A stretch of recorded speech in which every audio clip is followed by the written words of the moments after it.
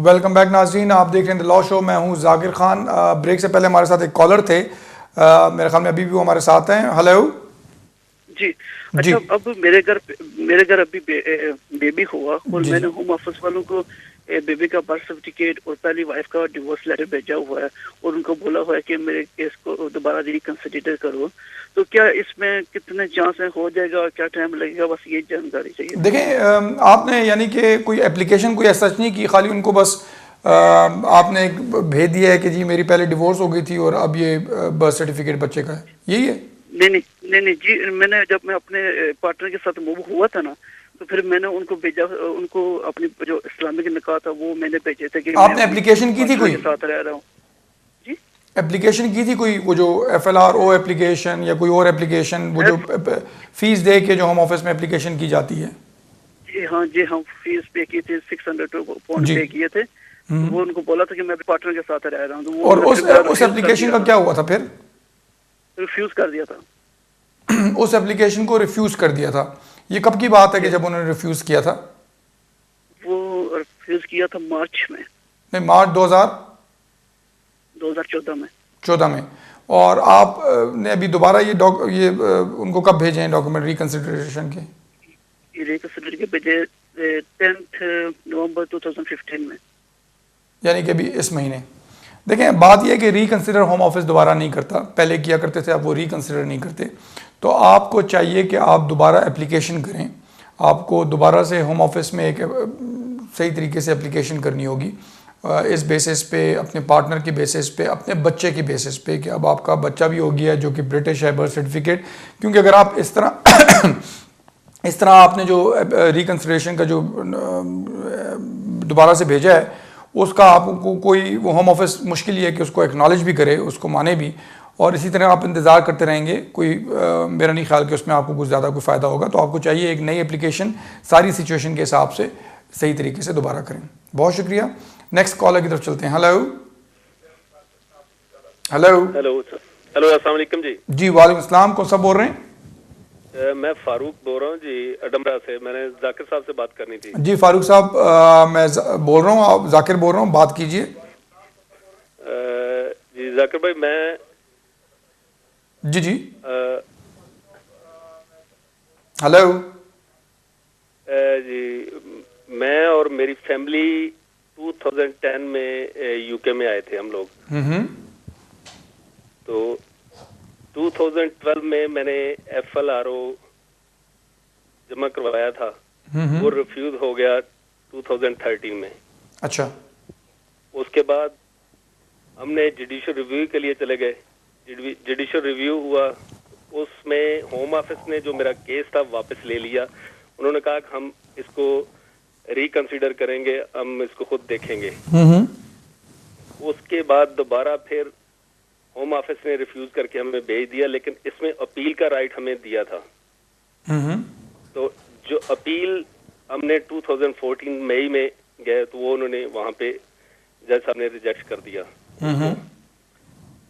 तो उसके बाद मैं दोबारा फिर किसी अपील में नहीं गया हूँ। मेरे एक बेटी है 12 ईयर की, बेटा मेरा अभी 18 का हुआ है। जब इस कंट्री में आए थे उस वक्त 12 ईयर का था। तो अभी मुझे आगे क्या करना चाहिए, काइंडली मैं बंद करूं तो मुझे बता देंगे आप प्लीज।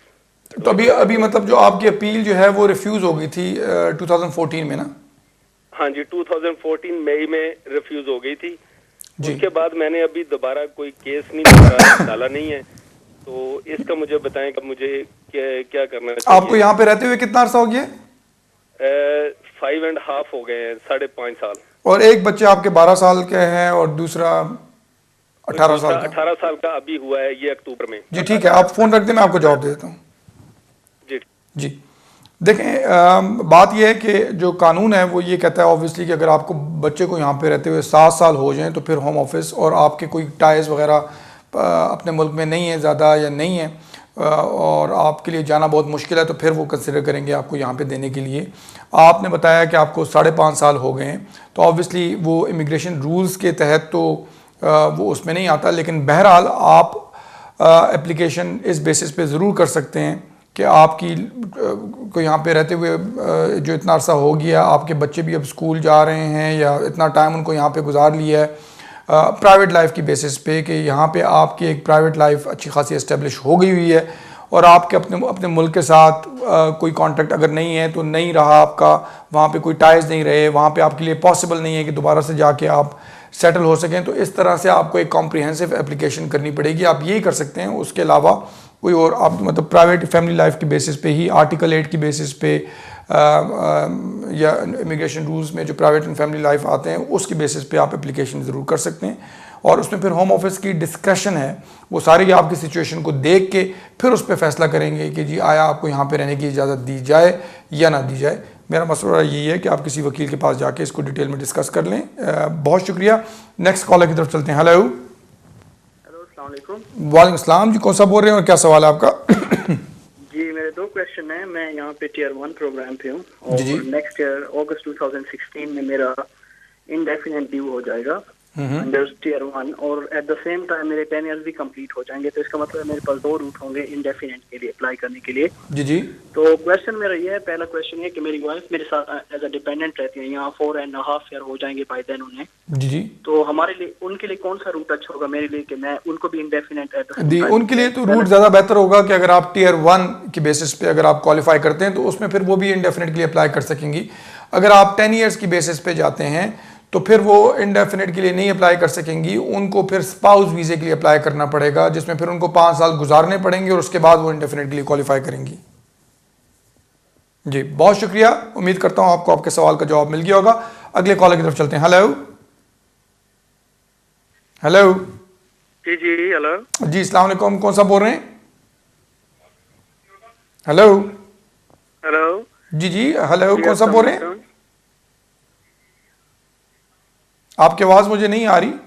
अगर आपने टीवी का वॉल्यूम जो है वो अपना बंद नहीं किया तो प्लीज़ बंद कर दें, आपकी कॉल थ्रू हो चुकी है। हेलो जी, मैं खान बोल रहा हूँ जी लंदन से। जी अस्सलाम वालेकुम। जी वालेकुम अस्सलाम। जी बोलिए, क्या सवाल है आपका?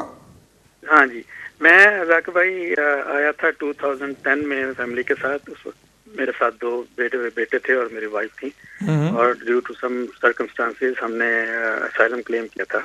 मेरे दोनों बेटे उस वक्त माइनर थे, लेकिन उसके इन द मेन टाइम उसमें से जो बड़ा बेटा है वो अपनी एज को पहुंच गया और 18 इयर्स का हो गया और इंडिपेंडेंट हो गया। बट जो मेरा छोटा बेटा था वो अभी तक स्टिल वो ही इज अंडर एज और अगले एक साल में वो भी 18 तक पहुंच जाएगा। कितना हो जाएगा अगले साल? 16 में आए थे जी। अगले वो आपका बड़ा बेटा, छोटा बेटा कितने साल का हो गया? जी वो 17 साल का तकरीबन हो गया जी। अच्छा ठीक है, वो भी 18 हो जाएगा। जी हाँ जी, वो 18 हो जाएगा, लेकिन उस वक्त तो उसके 7 साल पूरे नहीं होंगे। जी जी 2016 में। तो मेरा सवाल आपसे ये था कि हमने असाइलम किया, वो रिफ्यूज हो गया। उसके बाद फिर हमने एक फ्रेश एप्लीकेशन की on the basis of private life और बेटा सारा इस तरह पढ़ रहा था और उसने यहाँ पे 4 साल गुजार लिए हुए थे, लेकिन वो भी रिफ्यूज हो गई। उसके बाद वी केप्ट क्वाइट और उनकी तरफ से भी कोई वो नहीं जवाब आया। और इन द मीन टाइम एक दो फैमिली मीटिंग हुई, उन्होंने कहा जी आप चले जाए। हमने कहा जी हम नहीं जा सकते बिकॉज हमारे यहाँ पे कोई टाइस नहीं है पीछे पिछले 4-5 साल से, और हम यहाँ पे प्राइवेट लाइफ भी अपनी और साइनिंग पे भी हम रेगुलर जा रहे हैं इस वक्त तक। और उसके बाद इसी तरह हम रेगुलर जा रहे हैं साइनिंग के ऊपर।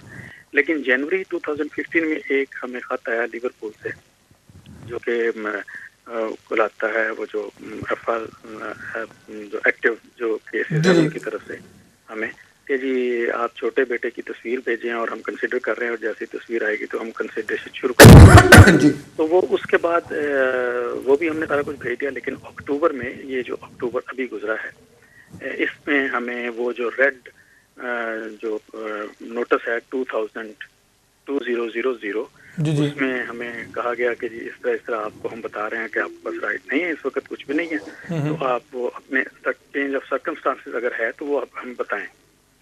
वो मैंने सारा डिटेल बना के और सारा कुछ भेज दिया। कोई टाइज नहीं है, कुछ भी नहीं है, यहाँ प्राइवेट लाइफ एस्टेब्लिश हो गई है और बहुत सारी चीजें और भी चेंज हो गई हैं, बच्चे जालिन हो गए हुए सारे। तो वो सारा डिटेल में मैंने भेज दिया, जो कि पेड एप्लीकेशन नहीं थी माइंड यू। वो पेड एप्लीकेशन में पहले कर चुका था जो कि रिफ्यूज हो गई थी 2013 में। तो ये मैंने फिर उनको सारा कुछ बता दिया है अभी। और इन द मेन टाइम फिर उसके बताने के फौरन बाद उन्होंने एक मीटिंग भी रखी। जब मैं लास्ट टाइम गया हूँ 13 नवंबर को रिपोर्टिंग के ऊपर, तो उन्होंने वहाँ पे एक फैमिली एंगेजमेंट मीटिंग भी रख दी और वहीं पे उस बंदी से भी मेरी सारी हमारी बात हुई, पूरी फैमिली को उन्होंने कॉल किया जी वहाँ पे भी हमने अपनी इनएबिलिटी शो की कि ये हमने भेज दिया हुआ सारा कुछ, उसको भी कॉपी दे दी हमने कि जी ये हमने शेफील्ड में भेज दिया, उन्होंने हमसे मंगवाए थे चेंज ऑफ सर्कमस्टांसेस। तो उन्होंने कहा जी मैं तो आपको फैसिलिटेट कर रही हूँ कि जाने के लिए। हमने कहा जी जा तो सकती हैं लेकिन ये है सारा कुछ। तो अभी हम जा रहे हैं सारा रिपोर्टिंग के ऊपर भी। उस खत के बारे में मेरा सवाल था कि वो जो खत जो लिवरपूल से आया था, क्या इनका दोनों का आपस में कनेक्शन हो सकता है? क्योंकि उसके ऊपर हमें अभी तक अपडेट नहीं आई और ये in the mean time Sheffield से ये रेड नोटिस आ गया हमें।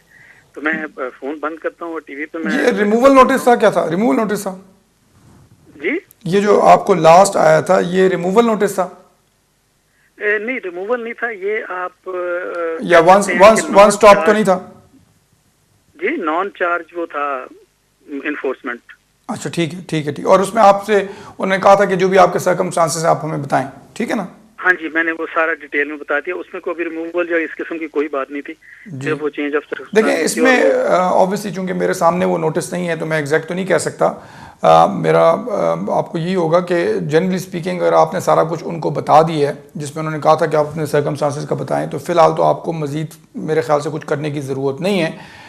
हैविंग सेड दैट, चूँकि वो नोटिस मैंने देखा नहीं है तो मेरा आपको मशवरा ये ज़रूर होगा कि वकील को जाके आप वो किसी को नोटिस दिखा दें ताकि आप ये जो आप अपनी तरफ से कर सकते थे वो आपने सही तरीके से कर लिया हुआ कि नहीं। क्योंकि मसला ये है कि अगर आप दोबारा से एप्लीकेशन करते हैं कोई FLRFP या प्राइवेट लाइफ की एप्लीकेशन, आपको चूँकि इतना अर्सा रहते हुए नहीं हुआ तो चांस ये है कि वो शायद फिर से रिफ्यूज़ कर दें, तो उसमें आपके पैसे भी शायद ज़ाया हों और कोई फ़ायदा भी ना हो। तो इसलिए एज़ लॉन्ग एज़ आपको जो नोटिस लास्ट आया है और उसमें आपने अपनी सारी सिचुएशन विद एविडेंस सारा कुछ बता दिए हुआ है, तो मेरे ख्याल से अभी फ़िलहाल आपको कुछ करने की ज़रूरत नहीं है, वेट करें। लेकिन ये ज़रूर किसी वकील को जाके आप इसको दिखा दें कि आपको आया क्या था और आपने भिजवाया क्या है, ताकि किसी किस्म की कोई कन्फ्यूजन ना हो। जो आपके बेटे का उन्होंने भेजा था जो है ओल्ड केसेस के हवाले से जनवरी में जो आप बता रहे हैं, तो उसको भी ज़रूर फॉलो अप करें। उसमें भी उनको लिखें कि जी क्या सिचुएशन चल रही है।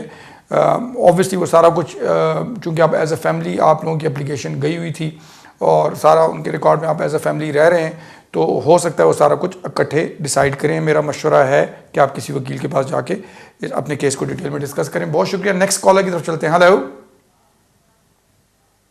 जी, हेलो जी नाज़रीन, मुझे बताया जा रहा है कि जो है प्रोग्राम का वक्त जो है वो ख़त्म हो गया, तो इसलिए मज़ीद कॉल्स हम नहीं ले सकते, तो इसलिए मैं कोई मज़ीद कॉल नहीं ले रहा। लेकिन जाने से पहले जिस तरह कि अभी लास्ट कॉलर को मैंने बताया था, जिस तरह उन्होंने मुझे बताया था कि उनको कोई नोटिस आया और उन्हें भिजवा दिया है, तो ऑब्वियसली टेलीफोन पे मैं ये जब देख नहीं सकता कि क्या एग्जैक्टली आपको आया था और आपने क्या भिजवाया है, तो इसलिए मैं हमेशा कहता हूँ कि मेरे से बात करने के बावजूद भी आप किसी वकील को जाके अपनी सिचुएशन ज़रूर डिस्कस कर लें और उनको जो भी डॉक्यूमेंट्स हैं वहाँ पे जाके दिखा दें, ताकि आपको कंफर्म पता हो कि आपने जो किया है वो सही है। नाज़रीन, तो इंशाल्लाह जिन लोगों से बात नहीं हो सकी, अगले हफ्ते इसी टाइम पे आपसे दोबारा बात होगी और दोबारा मुलाकात होगी। दुआ में याद रखें और अपना ख्याल रखें। बहुत बहुत शुक्रिया। अल्लाह हाफ़िज़।